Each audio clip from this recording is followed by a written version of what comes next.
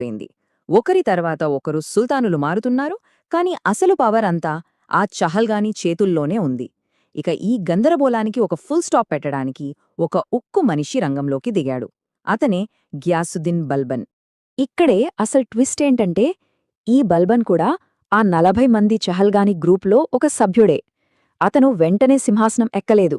చాలా తెలివిగా ఒక బలహీనమైన సుల్తాన్ కింద ప్రధానమంత్రిగా చేరాడు.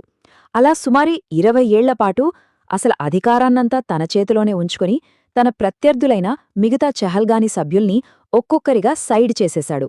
అంతా క్లియరయ్యాక ఇక ఎదురులేదనుకున్నప్పుడు సింహాసనాన్ని అధిష్ఠించాడు. రాజు అయిన వెంటనే బల్బన్ ఒక కొత్త సిద్ధాంతాన్ని తీసుకొచ్చాడు. అదే జిల్-ఏ-ఇలాహి, అంటే భూమిమీద దేవుడి నీడ అని అర్థం. సుల్తాన్ అనేవాడు మామూలు మనిషి కాదు, దేవుడి ప్రతినిధి అని చెప్పాడు. రాజును చూస్తే ప్రజలకు, ప్రభువులకు భయం, భక్తి రెండూ ఉండాలని గట్టిగా నమ్మాడు. ఈ సిద్ధాంతాన్ని అమలు చేయడానికి బల్బన్